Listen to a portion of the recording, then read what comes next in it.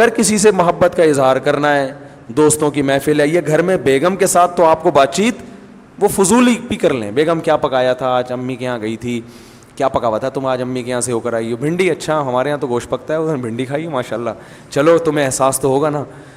یعنی یہ والی باتیں نہ کریں, مقصد یہ ہے, اس سے پھر لڑائی ہو جائے گی نا. تو ایسے ہی ایران تران اور کیا ہو رہا ہے, تو وہ کرنا ضروری ہے, سمجھ رہے ہیں, وہ کرنا ضروری ہے. وہ نبی بھی کیا کرتے تھے اپنے گھر میں, آپ صلی اللہ علیہ وسلم بھی گھر میں بعض دفعہ اپنی ازواج سے قصے کہانیاں بھی سنا کرتے تھے. حالانکہ نبی کا وقت کتنا قیمتی ہے, لیکن قیمتی وقت کے باوجود اس کام کو بھی آپ نے قیمتی سمجھا. سمجھ رہے ہیں کہ نہیں سمجھ رہے؟ ہمارے ایک دوست تھے, حضرت مفتی تقی عثمانی صاحب سے بیعت تھے, اور بہت بڑے عالم تھے, 24 گھنٹے مصروف. میں نے کبھی ان کو ٹائم ضائع کرتے ہوئے نہیں دیکھا. ایسے تھے, ان کا انتقال ہو گیا, اللہ مغفرت فرمائے. میں نے کبھی نہیں دیکھا کہ وہ ٹائم ضائع کرتے ہوں. کوئی گپ شپ نہیں کسی سے, جامعۃ الرشید میں آتے, اپنا حساب کتاب سے جو ان کے جس کام کا ٹائم ہے اس میں مصروف رہتے, کوئی فالتو بات نہیں, بڑے بزی. حضرت مفتی تقی صاحب سے بیعت ہو گئے, وہ میری ان سے بڑی دوستی تھی. تو آپ کہیں جب وہ ٹائم ہی نہیں تھا تو دوستی کہاں سے ہو گئی؟ تو دوستی ایسے ہی ہو جاتی ہے کہ بھئی ہم گاڑی میں اکٹھے جا رہے ہیں, جامعہ کی گاڑی میں اس وقت جایا کرتی تھی, اس میں بھی وہ اپنے معمولات پورے کرتے تھے بس میں نا, یعنی معمولات بس کے دوران ٹائم پورے ہوتے تھے. تو وہ ہفتے میں ایک دفعہ میری گھر والوں سمیت مہینے میں ایک دفعہ دعوت کیا کرتے تھے, اور بھی جان پہچان. تو اس سے ہماری دوستی مضبوط ہو گئی. تو اس دعوت میں گپ شپ ہی ہوتی تھی, وہ تو ظاہر ہے دعوت ہے نا, اس میں اب تھوڑی کے مسائل بیٹھ کے حل کریں گے, لیکن ویسے ہر وقت ٹائم کے پابند. تو مجھے بتا رہے تھے کہ میں نے حضرت مفتی تقی عثمانی صاحب کو خط لکھا, ان کو اپنے معمولات بتائے, اور میرا خیال تھا اس پہ بڑی شاباش ملے گی کہ ماشاء اللہ آپ تو صبح سے لے کے رات تک دین کی خدمت میں, بولو بھائی, مشغول ہیں. کہہ رہے ہیں انہوں نے جواب میں خط لکھا کہ اس میں بیوی بچوں کے لیے ٹائم کہاں ہے.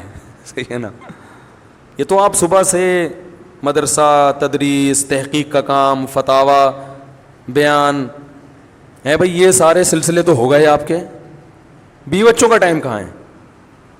تو بھائی وہ انہوں نے بتایا میں رات کو بیوی بچوں کے ساتھ ہی سوتا ہوں. انہوں نے کہا دن میں وہ تو سونے کا ٹائم ہے نا, وہ تو ہر آدمی سوتا ہے, آپ نے کون سا, یعنی میں مفتی تقی صاحب کی یہ الفاظ نہیں ہے, میں اپنے الفاظ میں بیان کر رہا ہوں. انہوں نے فرمایا کہ اس میں بیوی کا ٹائم کہاں ہے, خاص طور پر ان کی اہلیہ کے بارے میں کہا, بیگم کا ٹائم کہاں ہے, اس کو کتنا ٹائم دیتے ہو دن میں؟